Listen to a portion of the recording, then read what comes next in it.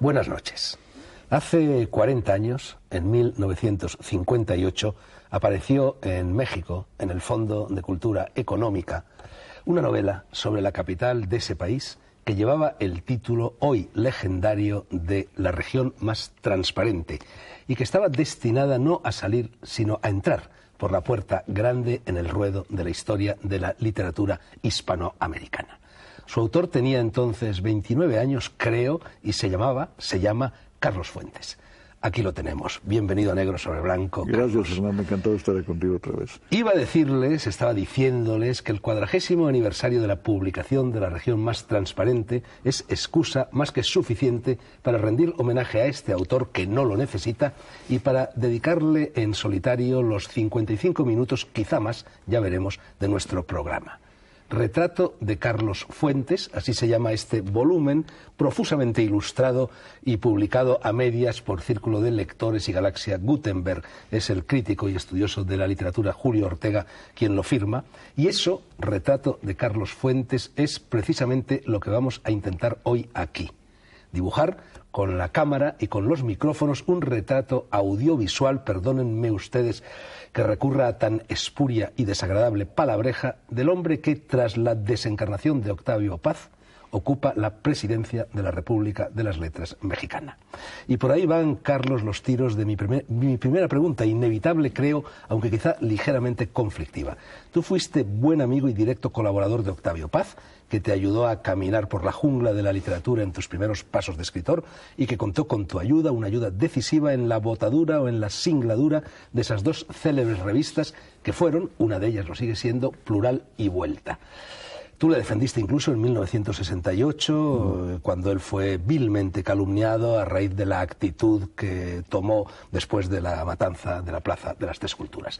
Parece ser que luego se enfriaron vuestras relaciones y que éstas no eran excesivamente satisfactorias en el momento de producirse la muerte de Octavio. Dinos tú lo que hay de verdadero y de falso en todas estas habladurías. Lo bueno de todo lo que acabas de decir es que Paz y yo tuvimos una relación fraternal. Durante muchísimos años nos conocimos en París en el año 50, yo tenía 21 años, él tenía 35, hicimos una amistad inmediata, hicimos clic y nos hicimos amigos muy cercanos durante muchísimo tiempo. Has recordado esa culminación que fueron los eventos del año 68 en México y la actitud tan gallarda de Paz al renunciar a la Embajada de México en la India y la defensa que todos nosotros, sus amigos, hicimos de él contra los ataques feroces del gobierno mexicano de Gustavo Díaz Ordaz. Luego lo que pasó es que empieza a haber desavenencias políticas, ¿verdad? Cuba, Nicaragua, el socialismo, una serie de cosas que nos fueron, por desgracia, separando. Pero yo tengo un recuerdo magnífico de nuestra amistad, de mi deuda hacia él como maestro de mi juventud y lo que no dudo en decir es que así como Alfonso Reyes fue quizá el mejor prosista latinoamericano, hispanoamericano de la primera mitad del siglo XX, sin duda Octavio Paz fue el mejor prosista latinoamericano de la segunda mitad del siglo XX. Octavio Paz dijo, creo, en 1950, sí, y tú ni yo habíamos nacido, en París, en la avenida de Víctor Hugo, que fue donde tú le conociste, dijo de ti que estabas poseído por la avidez de tocarlo y conocerlo todo. Sí. ¿Sigues teniendo esa avidez? Sí, creo que sí, me mantiene muy vivo, sigo teniendo curiosidad intelectual sobre todo y interés en la gente, interés en la política, en la literatura, en el mundo, en ese mundo que no sabemos si es finito o infinito, como hablamos tú y yo hace un momento, ¿verdad? Pero que el arte y la literatura tienden a darle presencia a lo infinito. Y esto es lo importante que mantiene un escritor, un pintor, a un músico, a un cineasta vivo. Darle concreción, realidad a las cosas. Bueno, antes de remontarnos a tus orígenes y a tus primeros libros, vamos a hablar, si te parece, un poquito del último que acaba de aparecer. Sí. Retratos en el tiempo, Alfaguara, textos Carlos Fuentes, fotografías Carlos Fuentes Lemus, que es hijo tuyo. Es mi hijo, sí. Yo no he leído todavía este libro, me lo han dado esta mañana. Dinos tú algo sobre él. Sí. Mira, entre los 13 y los 19 años de mi hijo, que hoy tiene 24, me acompañaba él con su madre, íbamos a fiestas, reuniones, viajes y encontramos a gente interesante, que es la gente que aparece aquí, desde la cantante de rancheras Lola Beltrán hasta el campeón de box Muhammad Ali, pasando por artistas como Audrey Hepburn y Gregory Peck, escritores como Gabriel García Márquez o Juan Goytisolo, William Styron, Norman Mailer, Harold Pinter. Carlos estaba ahí presente como un jovencito con una cámara al que nadie le hacía caso, de tal suerte que tomando las fotografías, él captaba momentos muy espontáneos de estas personalidades que te he mencionado. Cuando vi lo que él había hecho, dije, vamos haciendo un libro juntos, y yo pongo los textos, el recuerdo de estas personas, cómo las conocí o qué incidentes de nuestra vida en común recuerdo, y con fotos tuyas, y el resultado es este libro, Retratos en el Tiempo, una colaboración de padre e hijo. Carlos, la región más transparente. Se ha dicho que quien no ha leído esta novela no conoce México. Pero yo te pregunto, ¿qué México? ¿El de entonces o el de ahora? Porque me imagino que esa región más transparente ya no es tan transparente como era, ¿no? No, pero ya no lo era cuando yo publiqué el libro en 58. Ya el título era irónico. Ahora parece que se volvió fatal, que no es lo mismo. La región más opaca, casi. Uno trata, a veces, sabes que con sus libros, sobre todo cuando trata uno temas nacionales, yo por lo menos trato de ser exorcista. Escribí un libro que se llama Cristóbal Nonato, sí, en el que hacía mucho exorcismo de lo que podía ser México en esta década final del siglo. Pues resulta que soy profeta, no exorcista, porque prácticamente todo lo que dije ha resultado cierto, salvo que el presidente en mi libro ya era del partido de derecha PAN, el Partido de Acción Nacional, y eso todavía no ocurre, pero puede ocurrir en el año 2000. En fin, que acaba uno como exorcista y termina como profeta. La técnica que tú utilizaste en la región más transparente recordaba la de 2 pasos en Manhattan Transfer. Era una especie de México Transfer, ¿no? Y no sé, trazaste allí el gran fresco de lo que es una de las ciudades más caóticas del mundo. Sí, una ciudad maravillosa, compleja, difícil de vivir. Se inscribe, en efecto, la novela en la tradición de la novela urbana, de la novela de ciudad. Y 2 pasos y el Manhattan Transfer para mí fueron muy importantes, pero también el Berlin Alexanderplatz. Para mí fue otra novela muy importante. En general, las novelas que se han escrito sobre ciudades, el Londres de Dickens me influyó mucho, el París de Balzac. Hay una tradición de la literatura urbana que casi se podría remontar, fíjate, al satiricón de Petronio en la literatura latina, ¿no? Es una extraordinaria tradición y quería yo inscribir mi novela en esa tradición, dar el retrato de una ciudad. Tú dijiste entonces, tengo entendido, Carlos, que más o menos por aquellos años, cuando aparece la región más transparente, sí, que el problema de los escritores mexicanos de tu generación no era tanto descubrir la modernidad de México, que estaba por todas partes rodeando, sí, sino las tradiciones de México. Sí.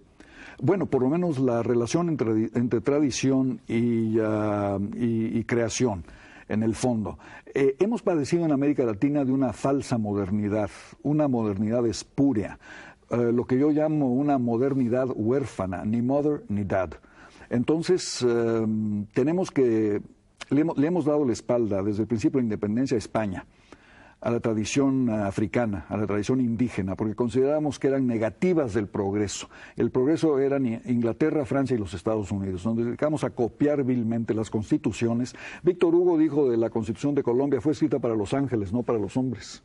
Y estas copias espurias, estas democracias Nescafé, como las llamo, instantáneas, no funcionaron.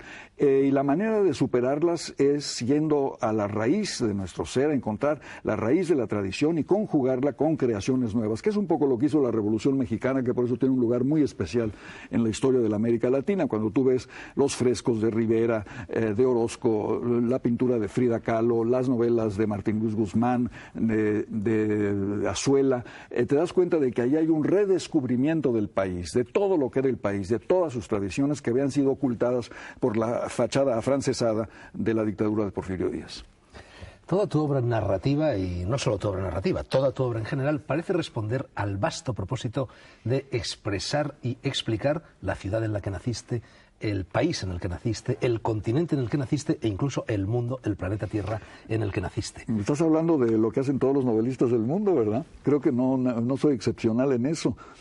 Yo creo que hay ese momento maravilloso en que Esteban Dédalo, en el retrato del artista adolescente, dice Esteban Dédalo, Dublín, Irlanda, Europa, el mundo, el universo. Esa es la escala de valores de un escritor, ¿verdad? Su posición. Estás tratando de ti mismo, de tu personalidad, pero también de tu ubicación en un lugar, en un país, en una tradición, pero finalmente estás hablando del mundo, del universo, de la tierra entera. Pero tú, como el dios Jano, tienes dos rostros muy marcados. Uno es un rostro vernáculo, como el mes de enero, y el otro es un rostro cosmopolita. A mí me gusta mucho citar, y varias veces lo he hecho en este programa, una frase de los filósofos alejandrinos que decían que la verdad es cosmopolita, y luego añadían por lo vaginis, pero sobre todo helénica. Y bueno, yo he leído tu obra, tengo un poco esa sensación, ¿no? Bueno, sí, mira, ahí un gran maestro mío, un gran escritor que fue Alfonso Reyes, yo creo que lo dijo mejor que nadie: seamos generosamente universales para ser provechosamente nacionales. No se pueden separar las dos cosas. Un hombre como Alfonso Reyes, por ejemplo, al ocuparse de los griegos, de Goethe, de Góngora, que no era nuestro en aquel momento todavía, ¿verdad? Pues enriqueció nuestra cultura y nos hizo sentir que no éramos tan huérfanos, que pertenecíamos a una cultura muy vasta, en la cual en la base pues sí están las grandes creaciones de las culturas aborígenes de México, pero también la aportación hispánica, mediterránea e incluso negra. Esto es lo que hace la singularidad de la América Latina, la raza cósmica de la que hablaba José Vasconcelos. Tú siempre has creído en la teoría, has aplicado a la literatura la teoría física, decir, las ciencias físicas, quiero decir, de los vasos comunicantes. Vasos comunicantes entre las culturas, entre los géneros y entre los individuos, ¿no? Sí, mucho. Creo muchísimo en eso. No creo en el aislamiento. ¿Eso tiene que ver con el mestizaje? Tiene mucho que ver con el mestizaje, y yo creo que el aislamiento de una cultura es la muerte de esa cultura. Una cultura tiene que estar abierta para ser ella misma, para mantener su autenticidad, para mantener sus raíces. Tiene que someterse a la prueba de lo distinto, a la prueba del otro, de lo contrario, para reforzarse y tener su propia personalidad. En la América Latina, como acabas de evocarlo, estamos hecho de muchas tradiciones, y si nos cercenamos de cualquiera de ellas, pues nos empobrecemos, ya no seríamos latinoamericanos, seríamos solamente pues o gallegos trasplantados o aztecas sumergidos, yo no sé, pero no seríamos hispanoamericanos. Sin embargo, yo creo que hay un solo ejemplo en la historia, un solo país, Carlos, que contradice un poco esta teoría tuya de que, bueno, de que el mestizaje está detrás de todo, que una cultura no puede sobrevivir aislada y además, quieras que no, termina contaminada. El ejemplo es Japón. Japón es un país que permanece herméticamente cerrado al mundo exterior durante varios siglos, hasta que aproximadamente hace 100 años, 100 y pico años, el Comodoro Perry fuerza el bloqueo, etcétera. Pero en ese momento Japón está aislado, hay realmente una cultura homogénea, no mestiza, sin contaminación alguna, y es una gran cultura. Es una gran cultura, pero yo sí creo que ya está muy mestizada. Ahora, sin duda. Desde que llegó el Comodoro Perry. Antes los mexicanos tratamos de mestizar al Japón porque mandamos a nuestro único santo, San Felipe de Jesús, que fue a cristianizar a los japoneses en el siglo XVI o XVII, y terminó pues crucificado. Realmente los japoneses lo crucificaron a él y a los franciscanos que viajaron con él. Es el único santo que tiene México. Hablabas antes de las difíciles y maravillosas relaciones entre lo español y lo iberoamericano. Y bueno, yo quería preguntarte un poco, ¿qué opinas acerca de esta balanza entre la hispanofobia que ha reinado en bastantes países de América durante bastante tiempo, y sobre todo quizá en México, ¿no? Los gachupines y todo esto, y la indiferencia, la glacial indiferencia que España ha demostrado también hacia Iberoamérica durante siglos y décadas? Bueno, mira, América Latina siempre ha necesitado un techo, ¿verdad? Y tú te das cuenta que durante 2 siglos nuestro techo fue primero Austria, Habsburgos, los Habsburgos españoles, y luego los Borbones. Fueron los techos que tuvimos desde 1521 hasta 1821. Y nos sentimos muy desprotegidos en esos techos, pero teníamos que renegar de ellos, como te decía hace un momento, para ser modernos. De manera que sí hubo mucha hispanofobia al resultado de la guerra de independencia, ¿no? Que ver los decretos de Bolívar, españoles, canarios, nos vamos a matar a todos, etcétera. Pero yo creo que eso empieza a cambiar, y fíjate, si me preguntas a mí, a partir de una derrota común, que es el 98. En el 98 sí, España pierde Cuba y pierde Puerto Rico. El imperio español desaparece de las Américas, sus últimos vestigios, pero en cambio se instala el imperio norteamericano en sus lugares. Y entonces empezamos a hacer comparaciones. Es decir, y salimos ganando los de aquí. De imperio a imperio, cómo nos iba y cómo nos va, ¿verdad? Y hay alguien que le da voz a ese hecho, que es Rubén Darío. Rubén Darío, que es el gran renovador de la poesía en lengua española. En realidad no hay grandes poetas de lengua española en el siglo XIX hasta que llega Darío. Darío y su pregunta, ¿tantos millones de hispanoamericanos hablaremos inglés? Pues hoy se está revirtiendo, porque hoy hay 30 millones de norteamericanos que hablan castellano y muy pocos hispanoamericanos que hablamos inglés. De manera que lo que pasó hace 100 años empieza a revertirse de una manera curiosa y nos identificamos cada vez más con nuestra herencia española. En el caso de México hubo la reacción contra la monarquía por la independencia. Hubo luego la enorme satisfacción de alguien como Prim, el general Prim. Al llegar a México pasarse del lado de la República Mexicana contra los invasores franceses, contra la triple alianza Inglaterra, España y Francia contra Juárez, y se pusiera del lado de la independencia de México. Y luego vino la gran oleada salvadora para nuestra cultura de los republicanos españoles. Los republicanos españoles renovaron la cultura de México en todos los niveles, Fernando. La literatura, el cine, el teatro, la enseñanza, la universidad, el derecho, la arquitectura, la filosofía. Por donde mires, el México realmente moderno se hace en colaboración con los grandes exiliados de la República Española. Y esto cambió totalmente nuestra percepción de España y lo español. Hace un momento te has referido a esos 30 millones de habitantes de los Estados Unidos que hablan español, y creo que hoy, y cuando digo hoy no me refiero al momento de emisión de esta charla, sino al momento en el que la grabamos, más o menos a comienzos del mes de junio, creo que vas a dar una conferencia en Madrid sobre el porvenir de la lengua española en los Estados Unidos. Tú has sido profesor en Princeton, en Pensilvania, en fin, en varias universidades de Estados Unidos. ¿Conoces bien aquello? ¿Qué está pasando? Bueno, está pasando que la lengua española estaba en Estados Unidos antes que la lengua inglesa. Esto es lo que está pasando. Que estados como California, Arizona, Nuevo México, Texas eran parte de la corona española y luego de la República Mexicana, y son estados donde el español es más nativo que el inglés. Entonces, pues a los Estados Unidos les asusta un poco este hecho, y sobre todo el crecimiento de la población hispanoparlante, que es de 30 millones de habitantes ya actualmente, y que será la mitad de la población de los Estados Unidos a mediados del siglo XXI. La mitad de los norteamericanos en el siglo XXI hablarán español. Ese es un hecho inusitado, que en el centro de la más grande potencia mundial, la mitad de la población hable otra lengua que resulta ser nuestra lengua común, la tuya y la mía. ¿Tú crees que eso es imparable? ¿O que imparable, las medidas que la América WASP pueda tomar? Hoy estamos hablando en junio, como tú lo has dicho. Hoy se vota la ley contra la educación bilingüe en el estado de California. Vamos a ver qué resultados da y qué revoluciones crea y qué resistencias crea. Además te digo una cosa, que el Tratado de Guadalupe Hidalgo, por el cual México cedió la mitad de su territorio a los Estados Unidos hace exactamente un siglo y medio, establece claramente que en estos territorios de los que te he hablado, California, Nevada, Colorado, etcétera, el español se seguirá enseñando en las escuelas. Es una obligación contractual de derecho internacional. Con esa condición se cedieron los territorios, de manera que si no lo hacen, que nos devuelvan los territorios. Que se los devuelvan a México. Texas no lo queremos. Carlos, se lo pregunto al amigo del presidente Clinton. ¿Tú crees que alguna vez tú o yo o nuestros hijos o nuestros nietos verán un presidente de los Estados Unidos hispano? Sí, es muy probable. A mí me parece más que probable que en el siglo que viene. Ese sigue siendo todavía el gran desafío para la comunidad hispánica de los Estados Unidos, que no tienen bastante representación política. Pero ya en el gabinete de Clinton ha habido dos representantes de la hispanidad norteamericana, Cisneros y Peña. Ahora han salido del gabinete, pero yo creo que bien puede haber un presidente negro y también un presidente hispano en el siglo XXI, sin duda alguna.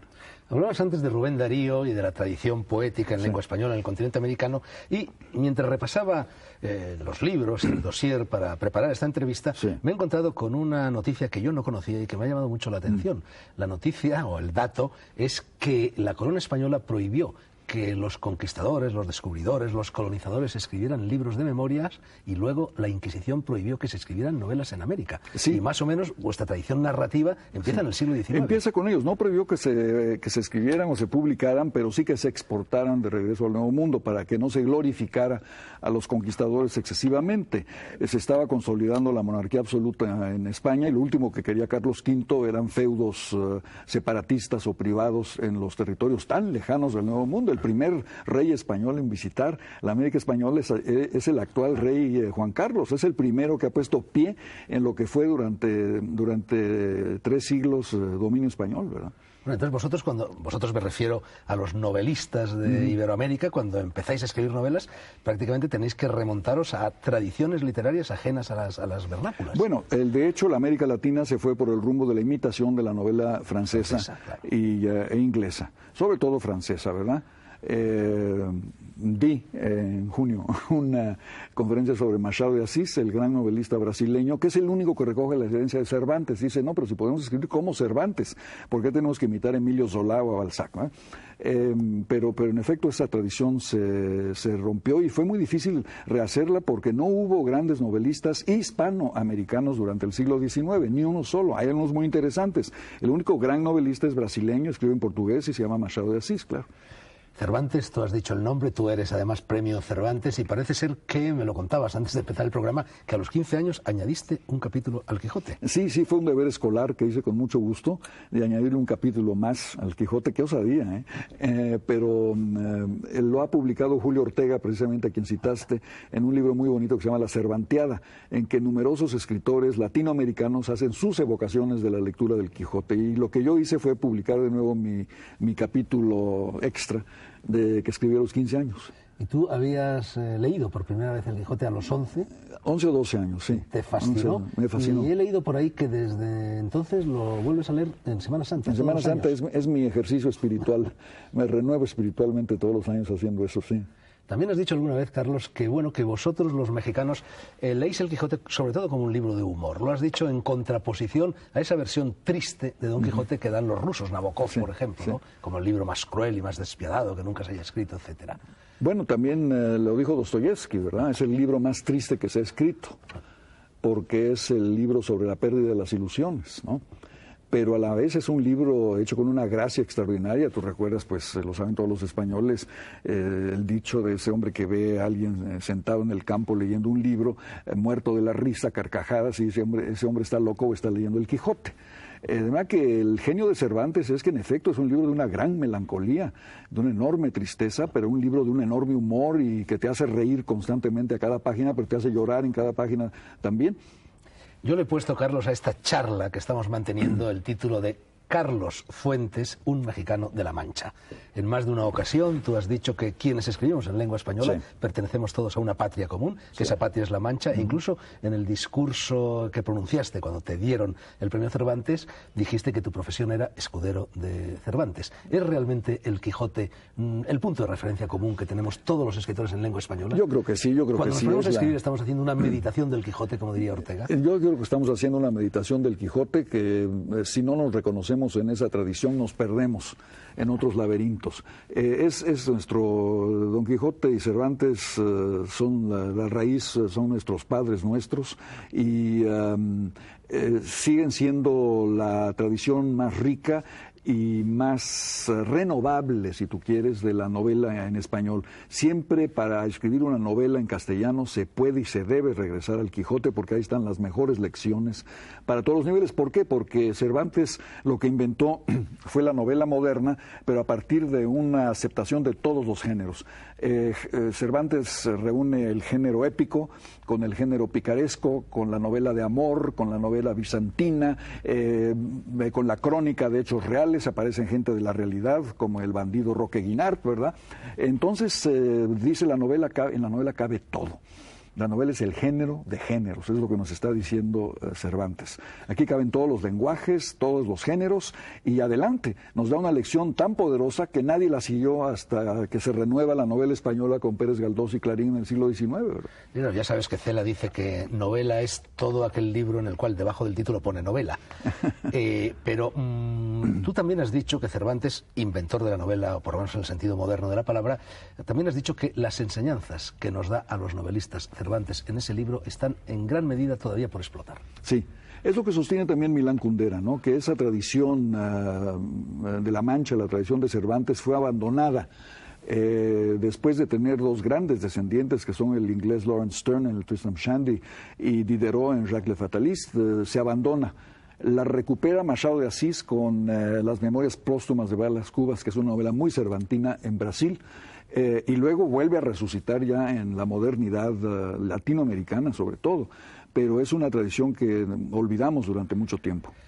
Dejemos el Quijote y vámonos al principio, vámonos a tus comienzos. 11 de noviembre de 1928, naces y tu padre Rafael Fuentes era diplomático. Sí. Antes hemos hablado de cosmopolitismo y tú has sido cosmopolita desde que diste tu primer bajido. Estudios primarios y secundarios en Argentina, en Chile, en Brasil, en Estados Unidos y en otros países iberoamericanos. ¿Qué crees tú que te ha dado, que te ha quitado, que te ha añadido y que te ha restado ese precoz cosmopolitismo? Mira, te da una gran capacidad de adaptación a diversas culturas, a países diferentes, lenguas, personalidades distintas.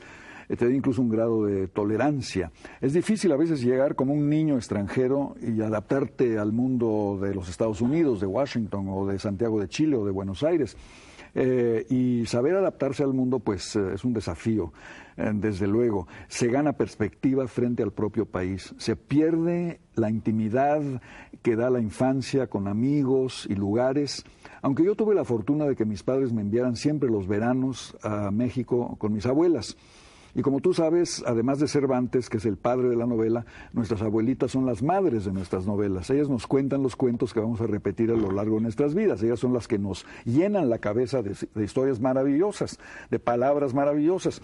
Entonces, haber pasado los veranos con mis abuelas también fue para mí un hecho muy importante que me tuvo siempre cerca de México y cerca de la lengua española, porque pasé 8 años en los Estados Unidos en escuelas hablando inglés, ¿verdad? Yo pude haber sido un escritor en lengua inglesa. Bueno, ya has escrito un libro en inglés, ¿no?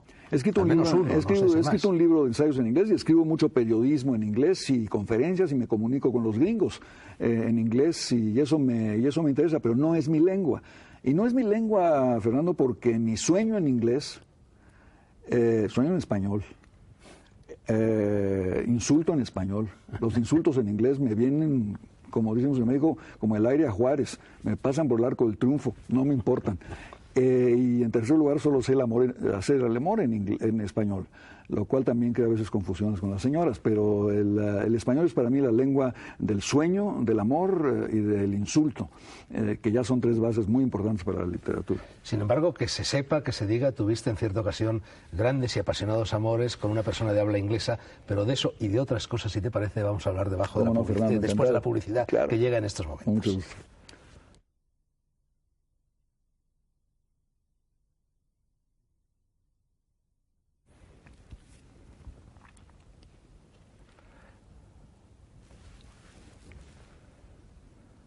Seguimos en negro sobre blanco, acompañados por Carlos Fuentes. Carlos, ha salido a relucir ya un par de veces en nuestra charla el nombre de Alfonso Reyes. Sí. Tu primer contacto, hablabas antes de las abuelas, de tus abuelas y de cómo ellas establecieron, cuando tú eras niño, un vínculo entre tu persona y la mexicanidad. Pero yo creo que tu primer contacto carnal con la literatura fue con Alfonso Reyes, que cuando estabas viviendo tú en Río de Janeiro, te sentó sobre sus rodillas, ¿no? Sí. Y parece que aquello para ti fue casi una iluminación. Bueno, sí, fue un segundo bautizo, desde luego. Viene una foto mía como niño con Reyes en este libro de Círculo de Lectores. En efecto, tenía yo 2 años en Río de Janeiro y a partir de entonces mantuve una amistad magnífica con don Alfonso. Era un hombre espléndido en su generosidad, en su cultura vastísima, incomparable. No he conocido un hombre con una cultura tan vasta como la de Reyes, y me enseñó los valores de la disciplina, porque él vivía en Cuernavaca, cerca de la Ciudad de México, por el clima tropical, porque es más bajo, Y yo a veces pues me iba de parranda. Es también la ciudad del cónsul Firmingen, debajo del volcán, y te invita a tomar mezcal y a las cantinas y a todo eso, ¿no? Y llegaba yo a las 5 de la mañana de mis parrandas y me encontraba a don Alfonso escribiendo ya a las 5 de la mañana. Decía yo, pero usted se levanta a escribir a las 5, sí, dice, porque yo soy discípulo de Goethe. Goethe hacía lo mismo, escribía de 5 a 8 todos los días y decía, le he quitado la crema al día. Y luego se dedicaba a las intrigas de la corte de Weimar, a perseguir sirvientas que le gustaban mucho, a la mineralogía, la teoría de los colores, todas las otras cosas que le interesaban a Goethe. Pero le quitaba la crema al día. Escribía sus primeras 3 horas del día, el debut del día, su aurora, era siempre la literatura. Y esa es una lección que le aprendí a Reyes, porque yo también soy escritor matinal. Entiendo que hay escritores nocturnos, pero yo soy de mañana. No, a mí no me digas que yo también soy muy de mañana, como tú. Qué bueno. Y bueno, Alfonso Reyes parece ser, Carlos, que te aconsejó que estudiaras leyes, sí, porque te dijo, México es un país muy formal. Sí. Le hiciste caso, te fuiste a estudiar Derecho en el Instituto de Altos Estudios Internacionales de Ginebra, y no sé si allí te tropezaste o no con la sombra de Borges, pero sí sé que te tropezaste con el derecho mercantil, lo que te honra, y cambiaste la seda de lo jurídico por el percal de lo literario. Bueno, sí, Reyes me dijo, mira Carlos, México es un país muy formal y cada uno de nosotros es una tacita de café caliente. Y si no tienes un asa de dónde levantarla, se te cae la taza, te quemas las manos. El título de licenciado, doctor, ingeniero es el asa que te permite levantar la taza. Y no me quejo, porque en la Facultad de Derecho de México pertenecí a una generación muy brillante que se ha llamado la generación del nuevo siglo, del medio siglo, perdón. Publicamos una revista, hice a mis amigos de toda la vida en la Facultad de Derecho, de manera que, y me ha servido mucho para entender el mundo, la política, para poder escribir periodismo. Todo eso para mí fue esencial. Con un intermedio ginebrino en la ciudad de Rousseau también aprendí mucho de la cultura europea, de derecho internacional, de manera que yo no me quejo de esas experiencias, pero claro, fue don Manuel Pedroso. Como la educación jurídica del mundo hispánico siempre ha sido de memoria, hay que memorizarse los códigos. Yo decía, don Manuel, yo no puedo memorizarme el código mercantil y el código penal, nomás no puedo, no me entran en la cabeza. Y me decía, olvídate, si quieres entender derecho penal, lee Crimen y Castigo de Dostoyevsky. Si quieres entender derecho mercantil, léete las novelas de Balzac, olvídate de los códigos. Tenía razón. Rousseau, Ginebra, muchos años después tú dirías que en México se había pasado, hablabas de la época colonial, del buen salvaje al buen esclavo. Bueno, el buen salvaje nunca existió, desde luego, ¿verdad? Y en cambio esclavos hemos tenido muchos y seguimos teniendo. Los años 40 te pillan en Buenos Aires y allí asistes a la irresistible ascensión del peronismo, algo que al parecer detestas, ¿no? Bueno, era la dictadura del general Farrell. Y un terrible escritor fascista cuyo seudónimo era Hugo Wast, se llamaba Martínez Ugría, le había dado una tendencia muy pronazi, muy fascista a la educación. Entonces yo pedí que se me excusara. Yo venía del México revolucionario de Lázaro Cárdenas, del nuevo trato de Roosevelt, del Frente Popular chileno, y de repente me encuentro en un país pronazi, con una educación fascista en las escuelas. Le dije a mi papá, por favor, sácame aquí, no lo aguanto. Y él entendió y me dediqué un año, que es posiblemente el año más feliz de mi vida, a caminar por Buenos Aires, a aprender el amor por primera vez, a entrar a la librería del Ateneo, a conocer a Borges por primera vez, a seguir una orquesta de tango de la cual me volví hincha, que era la de Aníbal Troilo Pichuco, a ir al cine argentino, que conozco muy bien, a oír música, a oír ópera. Por primera vez muchos de los grandes artistas de ópera y directores y solistas europeos se habían ido a Buenos Aires al Teatro Colón con motivo de la guerra, de manera que ahí vi mi primera ópera, el Don Juan de Mozart. Erich Kleiber era el director. Para mí fue un año de formación que le agradezco a mi padre haberme excusado de ir a las escuelas fascistas de los generales argentinos. Goethe, nos has contado, después de escribir cada mañana se dedicaba a perseguir a las sirvientas, a intrigar dentro de lo que era la República de Weimar, a estudiar minerales, etcétera. Yo no sé si persigues a las sirvientas, Carlos, si estudias minerales, pero lo que sí sé es que la tentación política la has tenido toda tu vida, ¿no? Sí. Entre el 57 y el 59 fuiste ya director de Relaciones Culturales en el Ministerio de Asuntos Exteriores de tu país. ¿Esa tentación política no te ha quitado tiempo para escribir? No, yo creo que no. Me ha enriquecido el tiempo de escritor. Mira, en vez de hacer otras tonterías, cuando me canso de escribir, pues hago algo que podría ser interesante y útil, que es participar en la vida pública de mi país, que es una cosa muy típica de la América Latina. Quizá va a dejar de ser tan típica. Tienes la cantidad de escritores con voz pública, con voz política en la América Latina. Dos ejemplos claros son Mario Vargas Llosa y Gabriel García Márquez, pero creo que eso se está acabando porque la justificación del escritor en la política latinoamericana era darle voz a los que no la tienen. El escritor hablaba en nombre del minero, del campesino, de la gente sin voz de nuestros países. Pero hoy esa gente tiene cada vez más voz. Se ha ido creando una sociedad civil fuerte en América Latina en la que el escritor ya no es ni debe ser el portavoz de la sociedad civil que empieza a organizarse y a tener voz propia. Y entonces el escritor pues pasa a ser un ciudadano, eso sí, un ciudadano con voz, pero sin ningún derecho sartriano al compromiso político y estas cosas de los años de la posguerra, sino que tú participas si quieres como ciudadano en la actividad política y si no quieres participar, pues no participas y no hay culpas ni premios en esto.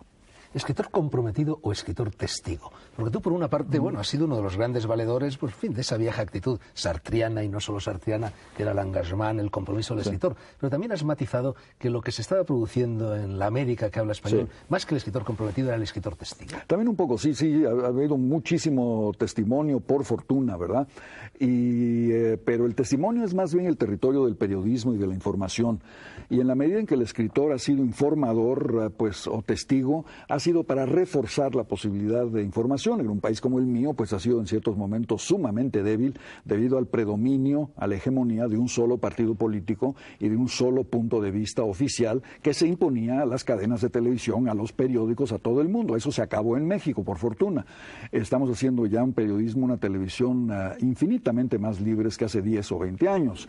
Y en el resto de la América Latina, pues ha habido también dictaduras feroces en Chile, Argentina, Brasil, Uruguay, Perú, de manera que reconquistar los espacios de la información, los espacios de la comunicación con los demás, los espacios de la verdad, Fernando, pues ha sido tarea que compromete también a los escritores, claro que sí. Hubo un proyecto, creo, no sé si lo capitaneó Gabriel García Márquez o quizá tú mismo, en el que ibais a escribir una serie de escritores latinoamericanos, ibais a escribir un libro sobre los dictadores.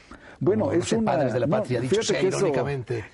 Sí, se iba a llamar Los Padres de la Patria, y en realidad fue una cosa que nació en un pub de Londres, entre cerveza y cerveza, entre Mario Vargas Llosa y yo.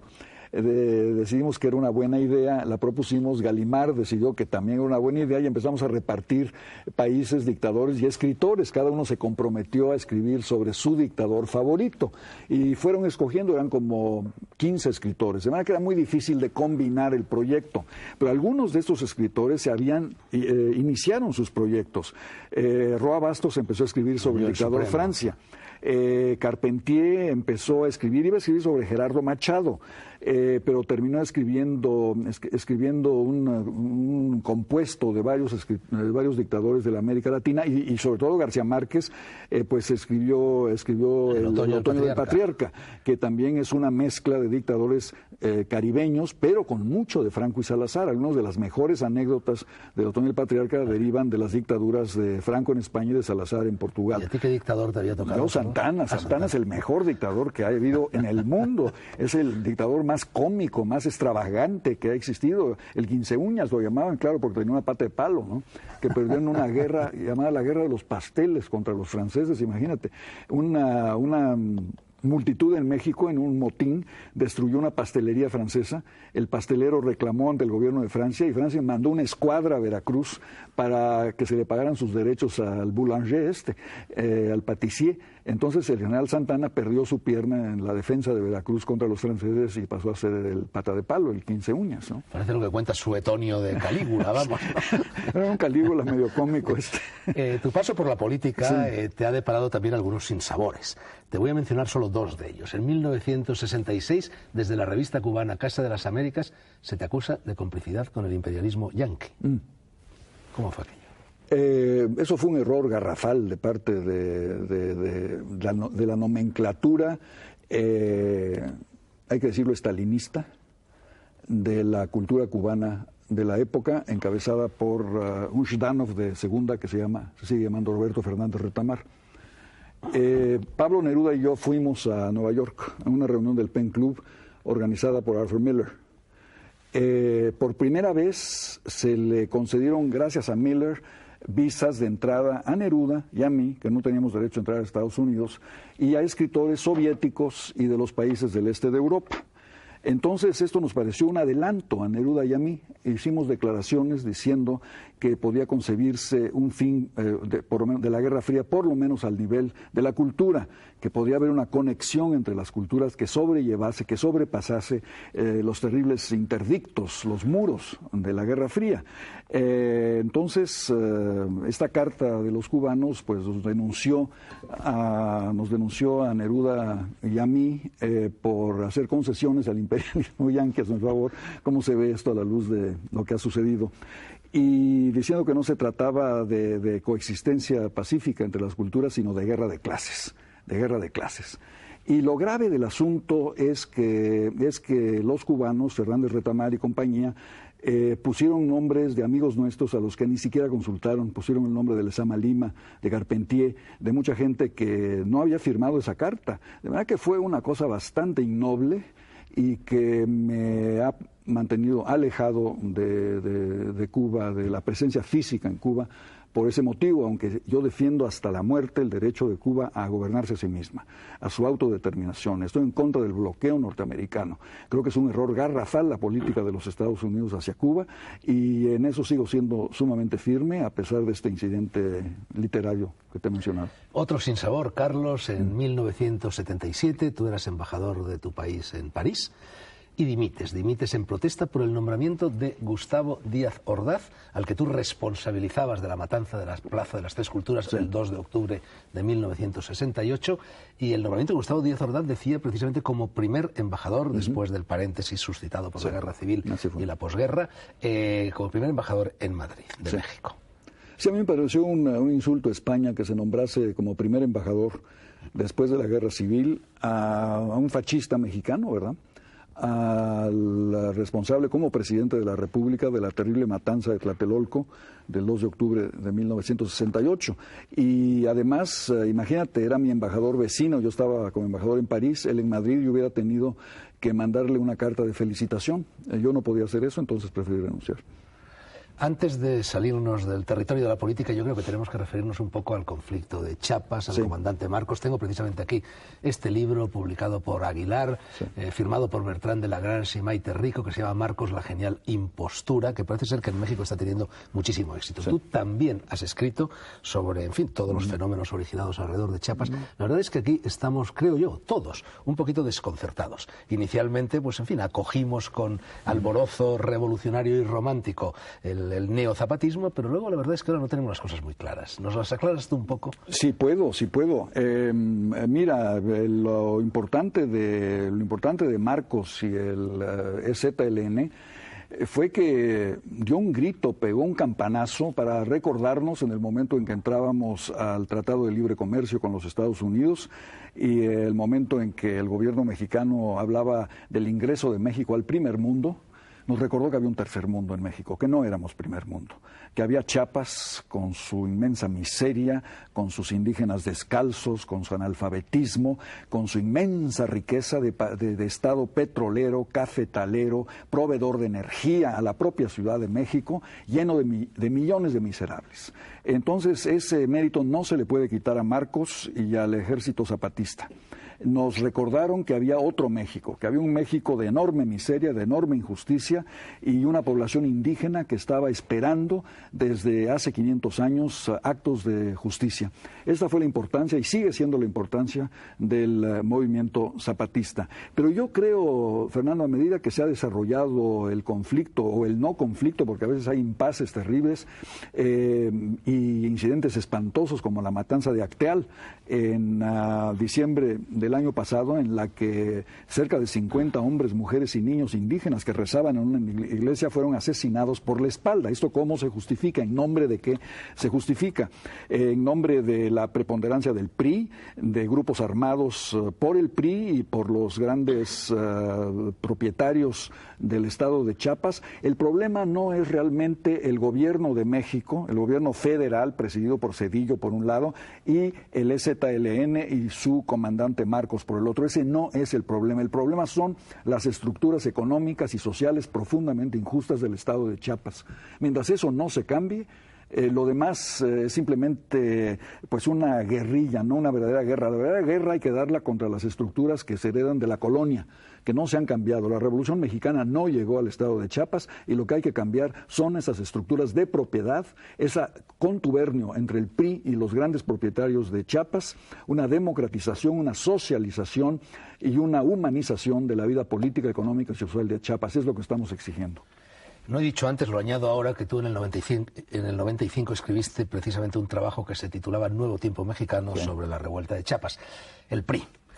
Tú naces en el 28 y solo has conocido en tu país gobiernos del PRI. ¿Crees que antes de morir, y ojalá tarde mucho en llegar ese momento, vas a conocer algún gobierno que no sea del PRI? Sí, hay grandes posibilidades de que en las elecciones del año 2000 gane la oposición, sea el Partido de la Revolución Democrática, de la izquierda, el partido de Cárdenas y Muñoz Ledo, o el partido del centro derecha, el partido PAN, el Partido de Acción Nacional, que ya tiene un candidato en campaña, que es el gobernador de Guanajuato, Guillermo Fox.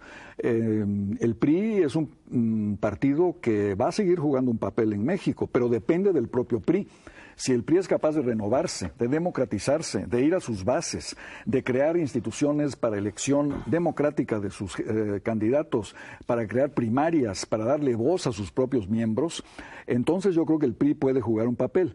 Pero si el PRI cae en manos de los llamados dinosaurios de la política mexicana, que siguen el viejo refrán o moto jalisciense: Jalisco nunca pierde y cuando pierde arrebata. Si ellos logran imponerse al PRI, entonces van a dividir el partido, va a haber una escisión del PRI, que eso sí va a ser pues el entierro del Partido Revolucionario Institucional, o paradoja de nombre, ¿verdad? Dejemos la política y vámonos a una de tus grandes aficiones, el cine. Ajá. Cuando eras un niño, cuando tenías 10 años, me parece, tu padre en Nueva York te lleva a ver Ciudadano Kane de Orson Welles y te quedas fascinado, ¿no? ¿Fue así? Sí. Así fue, pero empezó desde antes, fíjate, porque allá por el año 38, tenía yo 9 años, se declaró que ciertos actores eran veneno de taquilla.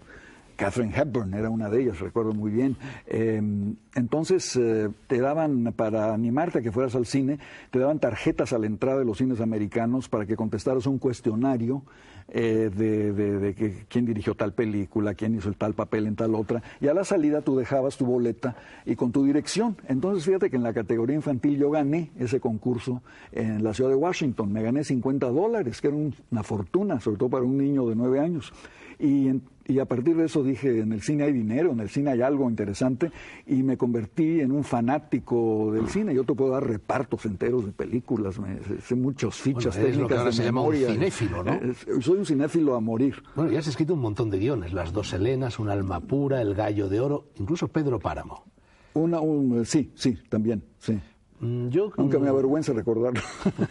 ¿Pero se hizo la película o no? Sí, se hizo y es muy malo. Que salió fatal. Salió fatal. Bueno, yo querría que me trazaras brevísimamente una semblanza de Juan Rulfo. Yo conocí a Juan Rulfo solo una vez, en un congreso de escritores que hubo en Canarias, poco tiempo después de morir Franco. Sí. Y bueno, yo al verlo me danzaba por la cabeza ese verso que campea en la primera página de las obras completas de Antonio Machado, me parece que se refiere a Rubén Darío, o al revés. No sé si fue Rubén el que lo escribió sobre Antonio Machado sobre Rubén, que decía: misterioso y silencioso iba una y otra vez. Sí. Es una buena descripción de Juan.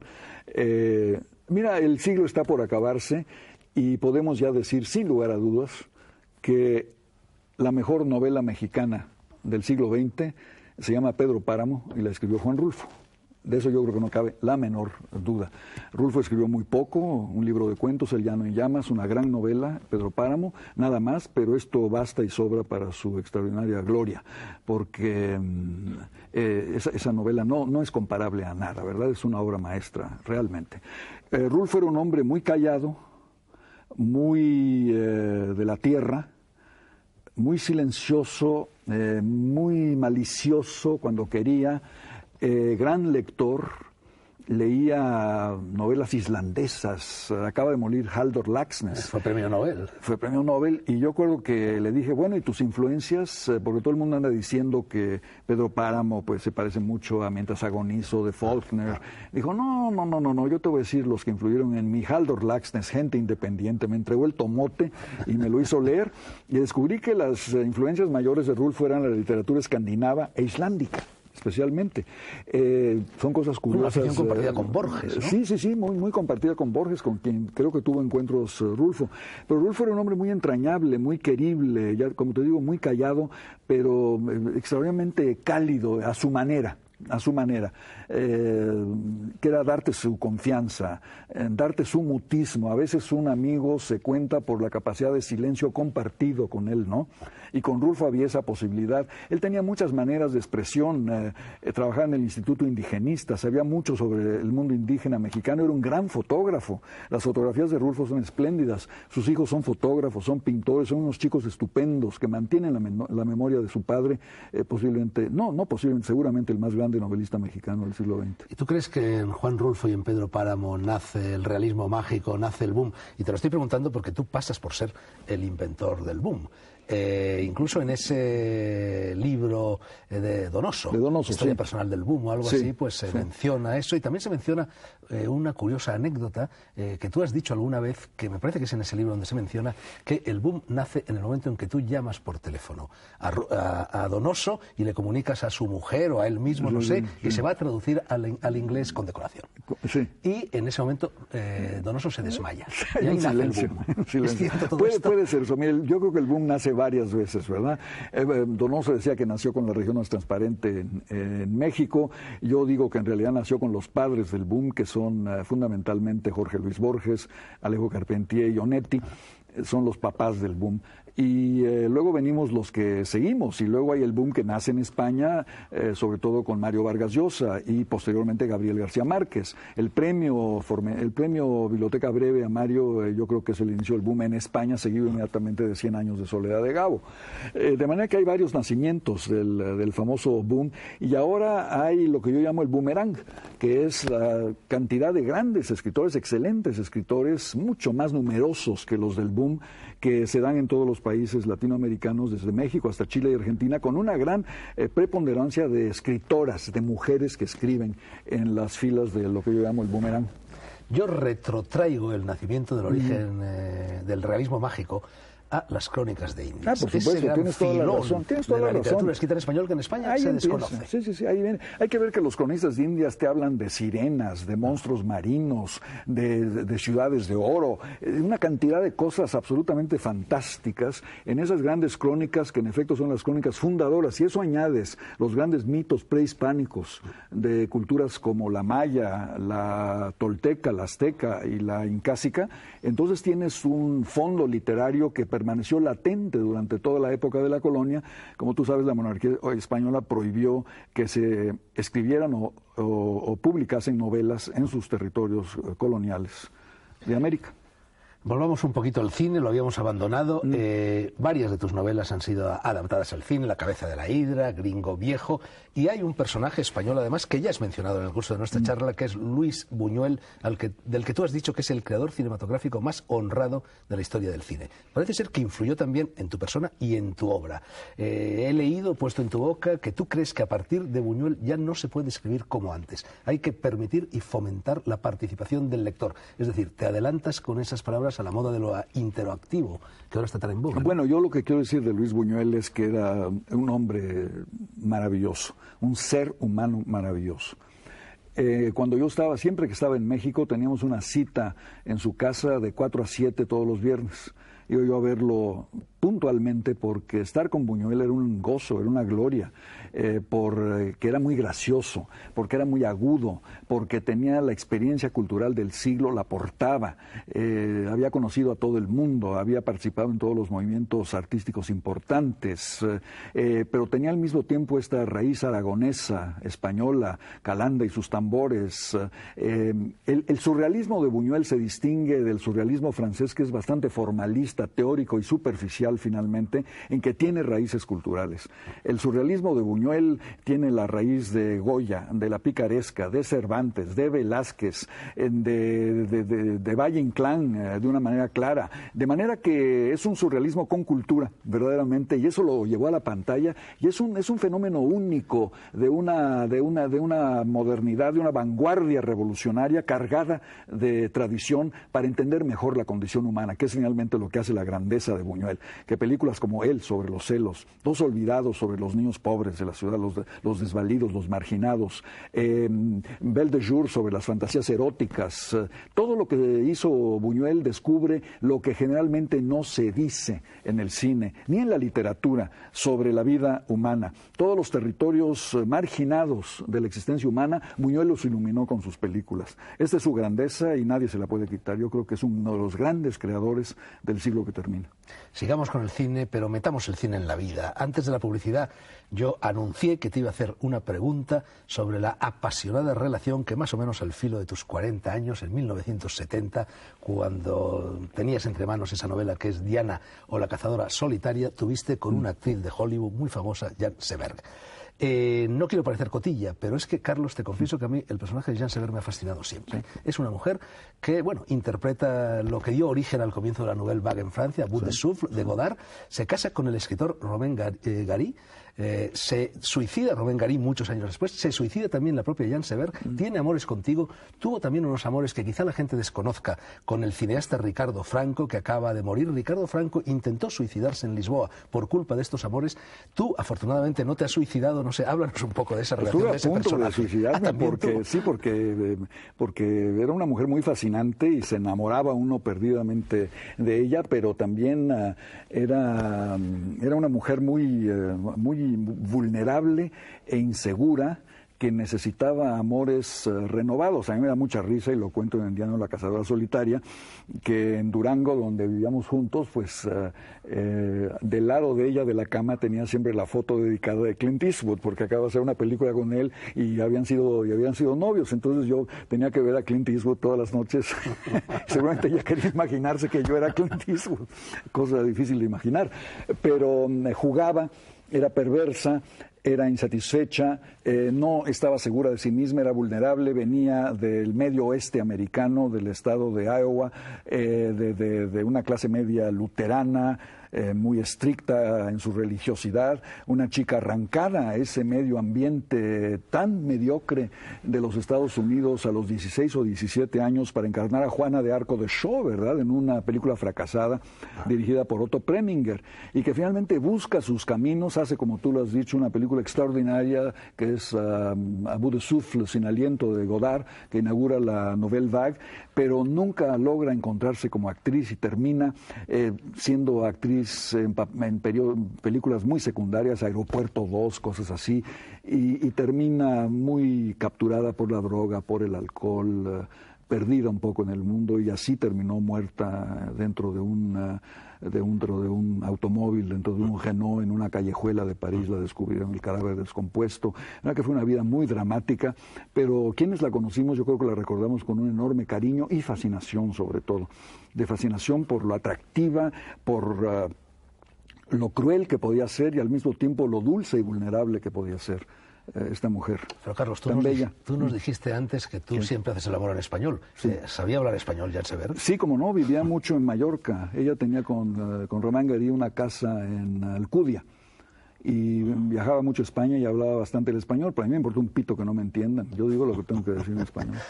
Tú fuiste el primero en echar las campanas a repicar cuando García Márquez, Gabo para los amigos, escribe 100 años de soledad.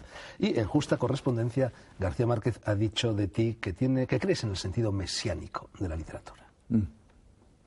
Háblanos de las dos cosas. Bueno, de García Márquez, de 100 años de soledad y de tu sentido mesiánico. Sí, de la Gabo, literatura. yo salí de México en el año 65, y Gabo, con quien hacíamos guiones de cine muy malos, porque nos pasábamos horas sentados diciendo, oye Gabo, le ponemos un adjetivo aquí a la puerta de entrada de este mesón.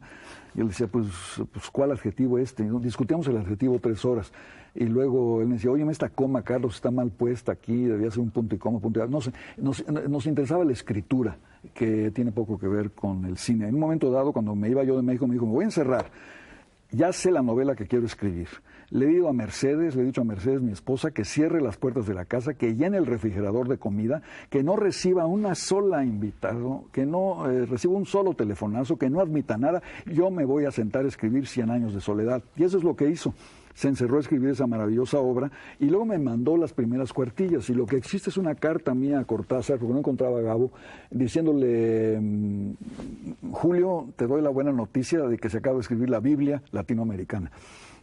Una de las novelas más maravillosas que he leído, eran apenas las primeras 50 cuartillas. Pues resultó cierto. Bueno, entonces eras tú más bien el que aplicabas lo de mesiánico a Gabo al decir que era la Biblia, yo creo que sí. Carlos, tú eres, sobre todo, creo yo, novelista. Por encima de cualquier otra cosa, tú lo has dado a entender antes y has dicho en muchas ocasiones que la novela es un género sin canon. Es un banco de pruebas inéditas que apenas hemos explorado. Yo tengo la impresión contraria. Yo tengo la impresión de que en novela se ha dicho ya todo, que es muy difícil escribir una novela que realmente suene a nuevo. Dame un poco de ánimos para seguir en este oficio de novelista. ¿Cuáles son todas esas pruebas inéditas que aún no hemos explorado? Las pruebas inéditas empiezan por la geografía, lo que yo llamo la geografía de la novela. Tú no te podías imaginar hace 50 años que un país como Nigeria, en el África Negra, te iba a producir 3 escritores mundiales de primer orden, que son Chinua Achebe, Boye Soyinka y Ben Okri. Era impensable. Es decir, que estaba todo ese territorio de la novela escrita por nigerianos inexplorado. Y podríamos decir lo mismo de Australia, de Nueva Zelanda, de Canadá, de África del Sur, de Turquía, donde han aparecido escritores extraordinarios, del Magreb, la América Latina, Canadá. Hay una riqueza del panorama novelístico actual que era inconcebible hace 50 años. Entonces, hablar de la muerte de la novela o de la novela agotada en estas circunstancias me parece que no es cierto, simplemente no es cierto. ¿Pero no crees que ahora hay por parte del lector más interés por el autor de las novelas que por los personajes de las novelas? ¿No crees que ha sonado la hora de lo personal, de las biografías, de las memorias, de los diarios, de los epistolarios, de los grandes reportajes? Incluso en un encuentro con Carlos Fuentes, que está en este libro, tú dices que desde San Agustín el yo confesional ha dominado la narración occidental. Sí, el yo ha sido el centro, el yo y la fama. Se han convertido en centro a partir del Renacimiento, ¿no? Pero eso no significa que la comunidad quede excluida, y precisamente el valor de la novela es que sabe insertar el yo dentro de una cultura, dentro de una comunidad. Y por eso te cito todos estos escritores de culturas inéditas para la novela que están apareciendo y que quizá no tengan tantos lectores como podría tener un bestseller cualquiera que tú me quieras mencionar, pero siempre les pregunto a mis amigos americanos, ¿ustedes recuerdan cuál era el bestseller del año 35? Año en que se publicó, por ejemplo, alguna de las novelas de Faulkner, pongamos que era El sueño y la furia, ¿no? Que es anterior. Pues nadie se acuerda de esa novela de enorme éxito, que era Adversidad, de Hervey Allen, Anthony Adverse. En cambio, la novela de Faulkner, pues tuvo quizá 1000 lectores, o 2000, no más, pero duró. Es decir, que hay bestsellers y hay long sellers. Y la capacidad de la novela para renovarse, la capacidad para contar historias, precisamente es acrecentada por la competencia de otros medios. El hecho de que el folletín haya pasado a la televisión, sea dominio de la televisión y con gran éxito en la televisión, pues obliga a escritores como Cortázar o Thomas Bernhard o el gran John Hawkes, un gran escritor americano que acaba de morir, o Arnold Schmidt, a buscar otros, Beckett, a buscar otros territorios, otras maneras de expresión. Decir que la novela ha muerto es decir que la imaginación ha muerto, y no estoy dispuesto a aceptar que la imaginación humana ha muerto. Tú has establecido una línea divisoria entre toda esa literatura de memorias, de biografías, de diarios y la novela propiamente dicha. Has dicho, el novelista crea nuevos tiempos mientras el escritor que se confiesa quiere ser fiel al tiempo de su confesión. Sí. Y has añadido que la biografía quiere solucionar las paradojas de la vida y que en cambio el novelista tiene que abundar y ahondar en esas paradojas. Sí, yo creo que el novelista, el biógrafo, el memorialista siempre quieren decir, pues esta es la verdad, ¿no? Esto es lo que pasó, cosa que un novelista no puede decir nunca. Karl Krause, el escritor alemán de la época de Weimar, decía precisamente en la novela, la solución del enigma es un nuevo enigma. Una gran novela te deja con una interrogación al final, hay una interrogación al final de Don Quijote, hay una interrogación al final de Madame Bovary, hay una interrogación al final del Ulises de Joyce. Es esa apertura a la relectura, a la recreación, a la participación del lector lo que hace que la novela sea un género imperecedero. Ya que has mencionado a Madame Bovary, anticipo la pregunta que tenía preparada para cerrar esta charla y se refiere al libro que ahora tienes en el taller, que se titula Los años con Laura Díaz y que parece ser que está ya muy adelantado. Bueno, he leído a propósito de ese libro que en él quieres explicar la vida interior de Madame Bovary, es decir, respondes... No. Es que a mí me ha llamado porque, por otra parte, también he leído que buceas en tus orígenes personales. Eso sí. No sé cómo se conciliaba lo de Madame Bovary. No sé lo de Madame Bovary. Quizá, no, te voy a decir, lo de Madame Bovary es porque cuando a veces ciertas feministas dicen que un hombre no tiene derecho a escribir sobre mujeres, pues yo recuerdo que Flaubert escribió muy bien sobre una mujer que es Madame Bovary, ¿verdad? Y las mujeres tienen igual derecho a imaginar a los hombres, y muchas grandes novelistas lo han hecho. Sí, pero luego han añadido que Madame Bovary era Flaubert. Sí, el propio Flaubert lo decía, Madame Bovary c'est moi, pero esta es una novela que no está narrada en primera persona, pero que sí cubre la vida de una mujer, cubre 100 años de vida mexicana. Tenía muchas ganas de escribir una novela sobre mis orígenes migratorios, canarios, de la montaña, es decir, de Santander y de Alemania, de la Renania a México, allá por los años 1868. Entonces arranco de esas migraciones, de esas familias migratorias, de su llegada a Veracruz, la creación de los beneficios cafetaleros de los que vivió mi familia en Veracruz a principios de siglo, y un personaje que es Laura Díaz, que es descendiente de estos inmigrantes y que cuenta esta historia que empieza en 1868 y termina en 1968, cubre un siglo de vida mexicana a través de la vida de una mujer, básicamente. Tengo por aquí, no sé dónde, una entrevista contigo en la que tú, o el periodista, no lo sé, dice: todo se derrumba en la América Latina menos la literatura. Menos la cultura, diría yo, en general, ¿verdad?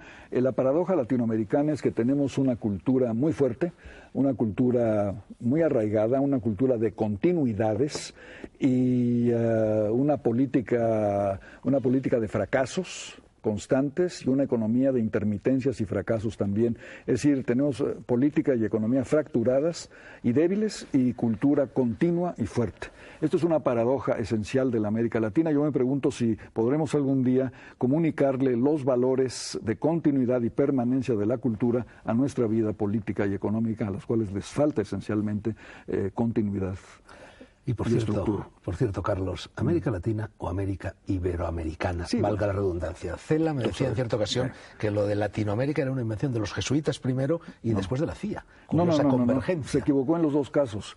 Es una invención de Napoleón III y de la Francia imperialista, que en 1860 se lanzó a la conquista de Indochina, por un lado, que lo logró, y a la conquista de México, para crear una América Latina. Es una invención de los franceses. Vamos a crear una América Latina en oposición a una América sajona. Pero para que entren los franceses y la dominen, como era el propósito de Napoleón III, no debe ser Hispanoamérica. No se trata de España, se trata de Francia, de incluir a Francia. De ahí el nombre Latinoamérica, invención de Napoleón III.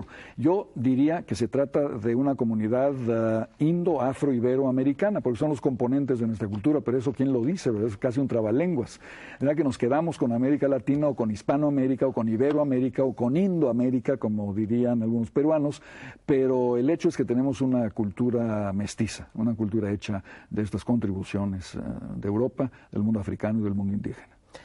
Antonio Machado decía que la poesía es palabra en el tiempo. Y yo tengo aquí delante, con el rótulo de La Edad del Tiempo, una especie de vasto plan que incluye todas tus novelas escritas o por escribir. A mí me recuerda el sistema periódico de los elementos, donde también faltan casillas que poco a poco se van llenando a medida que los científicos las descubren. ¿Cómo va este vastísimo plan, que es La Edad del Tiempo? Bueno, sí, hay muchas novelas que todavía no escribo siquiera, algunas que natas para jugar con una palabra. Muchas, cuando escribí el plan, cuando lo concebí allí por 1980, pues también otras no estaban escritas, muchas de ellas ya están escritas, la que estoy terminando es parte de ese plan. Digo, me inspiré un poco en Balzac y la comedia humana, que él hizo el plan previo y no lo terminó porque murió muy joven, murió a los 50 años con las terribles palabras finales: Dios mío, 50,000 tazas de café me han matado, ¿verdad? ¿Es verdad que Terra Nostra, que el germen de Terra Nostra estuvo en una visita al Escorial? Sí, así es, así es. Yo he tenido una buena amistad con el pintor mexicano Alberto Gironella, que se ha dedicado a rehacer cuadros de Velázquez en el que los enanos y bufones, calabacillas, etcétera, aparecen como el rey.